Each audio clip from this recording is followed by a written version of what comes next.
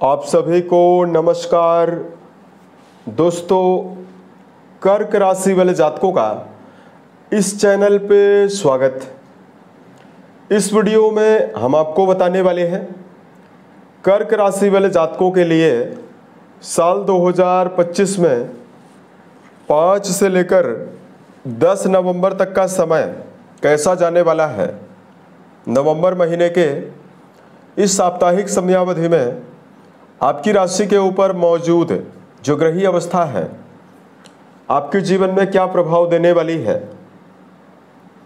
किन मामलों में कर्क राशि वाले जातकों को कम प्रयासों में बड़ी सफलता मिलने वाली है, वही किन मामलों में कर्क राशि वाले जातकों को सावधानी पूर्वक काम करने की आवश्यकता भी जीवन में रहने वाली है।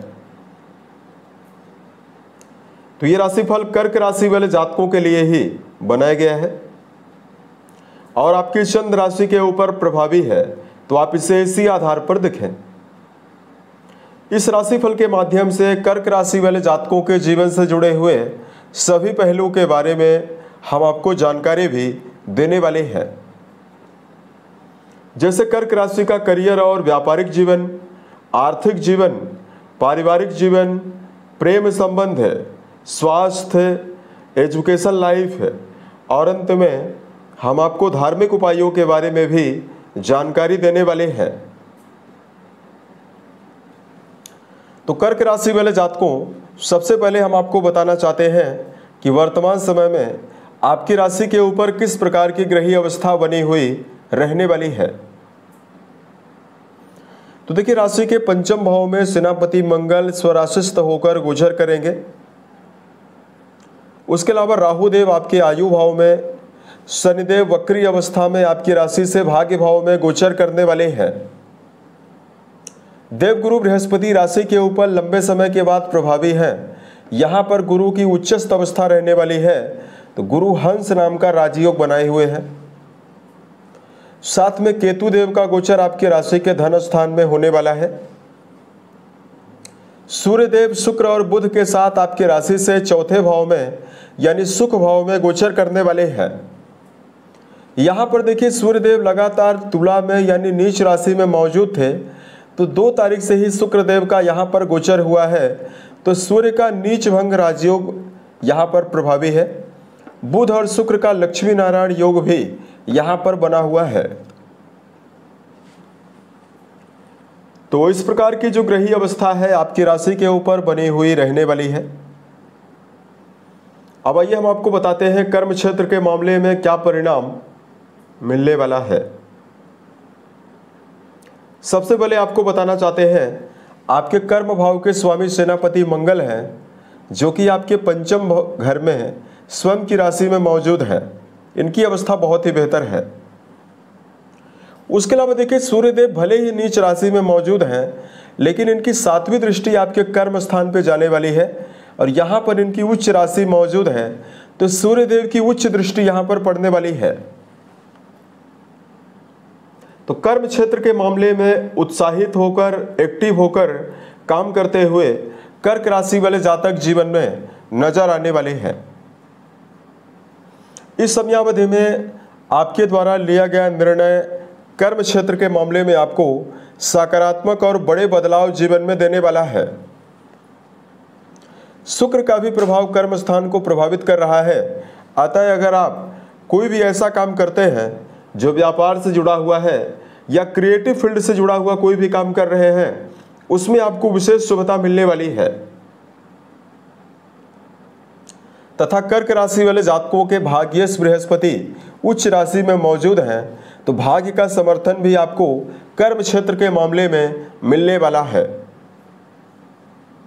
अगर आप लंबे समय से कोई भी ऐसा काम है जिसके बनने की प्रतीक्षा कर रहे हैं, यानी रुका हुआ काम है जिसको यदि आप संपन्न कराना चाहते हैं, रुके काम कर्म क्षेत्र के मामले में बनने वाले हैं। अब देखिए, यहाँ पर बात करते हैं कर्क राशि वाले जातकों के जीवन में आर्थिक मामलों में क्या स्थिति रहने वाली है। तो आपकी राशि का जो 11th हाउस है, लाभ भाव है, ये बहुत ही मजबूत बना हुआ है। क्योंकि 11th हाउस के स्वामी अपनी स्वयं की राशि में तुला में मौजूद हैं और यहाँ पर ये मालव्य नाम का राजयोग बनाए हुए हैं। उसके अलावा सूर्य की अवस्था भी बहुत ही बेहतर बनी हुई रहने वाली है। सूर्य हालांकि नीच राशि में मौजूद थे, लेकिन इनका नीच भंग जरूर हुआ है। तो देखिए, कर्क राशि वाले जातक जहां अपने जीवन में अपने स्वयं की मेहनत के द्वारा कई माध्यम से आमदनी कमाते हुए धनार्जन करते हुए जीवन में नजर आने वाले हैं, वही सूर्य देव का नीच भंग हुआ है, तो धन संचय की संभावना भी कर्क राशि वाले जातकों के जीवन में रहने वाली है। यहां पर कर्क राशि वाले जातकों के जीवन में चौथे घर में जो सुख भाव में मालव्य नाम का राजयोग बना हुआ है, इसकी वजह से कोई भी भौतिक सुविधा से जुड़ी हुई किसी वस्तु को यदि आप जीवन में खरीदना चाहते हैं, चाहे आपका हुआ भूमि, भवन, वाहन या कोई भी छोटी से छोटी वस्तु ही क्यों ना हो, सुविधाओं की वृद्धि का भी प्रबल योग आपके जीवन में रहने वाला है। देखिए, वर्तमान समय में कर्क राशि वाले जातकों को लॉटरी, शेयर बाजार, सट्टा, इन सभी मामलों से आपको जीवन में जरूर बचना चाहिए। अब देखिए, बात करते हैं आपके लिए पारिवारिक जीवन के मामले में यहां पर आपको क्या परिणाम मिलने वाला है। देखिए, पारिवारिक जीवन के लिए चूंकि यहां पर केतु देव आपके द्वितीय भाव में लगातार मौजूद हैं, राहु देव की दृष्टियां भी जाने वाली है और देखिए द्वितीय भाव के स्वामी आपकी राशि के चौथे भाव में नीचस्थ अवस्था में मौजूद हैं, हालांकि इनका नीच भंग जरूर होने वाला है। तो देखिए, पारिवारिक जीवन के मामले में कर्क राशि वाले जातकों को मिला जुला परिणाम मिलने वाला है। पारिवारिक संबंधों के मामले में आपको संभल कर चलने की आवश्यकता ज्यादा रहने वाली है। इस समयावधि में कर्क राशि वाले जातकों को छोटे मोटे वैचारिक मतभेद परिवार के कुटुंबीजनों के साथ होने की संभावना भी रहने वाली है। तो यहां पर कर्क राशि वाले जातकों को वाणी में विनम्रता और पारिवारिक जीवन में अलगाव की स्थिति निर्मित ना हो, इसका यदि आप जीवन में ध्यान रखकर चलते हैं तो ये समय आपके लिए बेहतर रहने वाला है। रिश्तों के मामले में प्रेम और वैवाहिक जीवन के मामले में दर्शकों को जानकारी दिया जाए। प्रेम के कारक शुक्रदेव अपनी स्वयं की मूल त्रिकोण राशि में मौजूद हैं। वही आपके पंचम भाव के लॉर्ड मंगल देव आपके पंचम भाव में ही मौजूद है। ऐसे में किसी भी नजदीकी संबंधों में यानी प्रेम जीवन में जिन कर्क राशि वाले जातकों का जुड़ाव है, उनके अंदर भावनात्मक जुड़ाव, रिश्तों के मामले में आपको विशेष एनर्जी मिलने वाली है। बात करते हैं वैवाहिक जीवन के मामले में जुड़े हुए जातकों को क्या परिणाम मिलेगा। देखिए, वर्तमान समय में यहां पर देवगुरु की नीच दृष्टि का प्रभाव भी रहने वाला है और आपके वैवाहिक भाव के स्वामी वक्री अवस्था में भी गोचर करने वाले हैं। तो वैवाहिक जीवन के मामले में कर्क राशि के लिए ये जो टाइम रहने वाला है, इसमें आपको मिला जुला ही परिणाम मिलने वाला है। वैवाहिक जीवन में जुड़े हुए जातकों को अपने संबंधों में अनुकूलता बनाए रखने के लिए धार्मिकता बनाकर चलना चाहिए। छोटे मोटे वैचारिक मतभेदों से आपको जरूर बचना चाहिए, यानी छोटी छोटी बातों को लेकर व्यर्थ का विवाद निर्मित करने से आपको बचने की प्रबल आवश्यकता जीवन में रहने वाली है। अब देखिए, बात करते हैं वर्तमान में विद्यार्थी जीवन में जुड़े हुए जातकों को क्या परिणाम मिलने वाला है। देखिए, सेनापति मंगल की अनुकूलता लगातार पंचम घर को प्रभावी बनाए हुए है।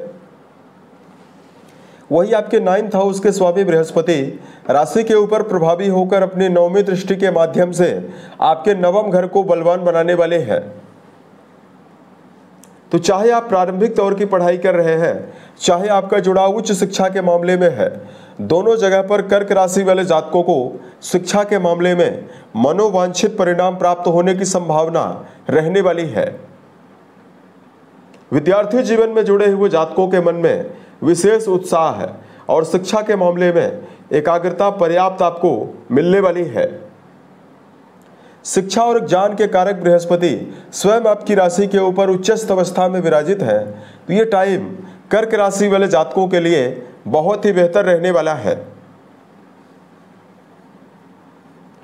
अब देखिए, बात करते हैं वर्तमान में आपके लिए स्वास्थ्य के मामले में क्या परिणाम मिलेगा। दोस्तों, आपके छठे भाव के जो स्वामी बनते हैं बृहस्पति, ये आपके रोग भाव के भी स्वामी है। और देखिए, इनकी प्लेसमेंट बहुत ही बेहतर बनी हुई है। ऐसे में शारीरिक तौर पर किसी भी प्रकार की समस्या आपको नहीं मिलने वाली है। लेकिन वर्तमान में कर्क राशि वाले जातकों को, चूंकि राहु देव अष्टम घर में मौजूद हैं, तो वर्तमान में आपको गरिष्ठ भोजन, बासी भोजन या तामसिक भोजन सेवन करने से आपको बचने की प्रबल आवश्यकता रहने वाली है। और अगर आप अपनी दिनचर्या को व्यवस्थित बनाकर चलते हैं तो ये समय आपके लिए बहुत ही बेहतर रहने वाला है। खान पान को लेकर विशेष सावधानी बरतना आपके लिए परम आवश्यक रहने वाला है। अगर आपके लिए धार्मिक मामलों में उपाय की जानकारी दिया जाए तो वर्तमान में कर्क राशि वाले जातकों को भगवान शंकर की आराधना करना, शिवलिंग पर मीठा जल अर्पित करना शुभ परिणाम आपको देने वाला है। उसके अलावा कर्क राशि वाले जातकों को महामृत्युंजय नामक मंत्र का जप करना भी शुभ प्रभाव आपको देने वाला है। इससे आपको मानसिक मजबूती और विपरीत परिस्थितियों में अभूतपूर्व साहस आपको जरूर मिलने वाला है। उम्मीद है यह जानकारी कर्क राशि वाले जातकों को बेहतर लगी।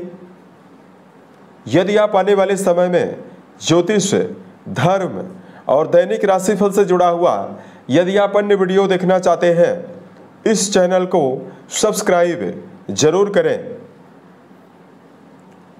ओम नमः शिवाय।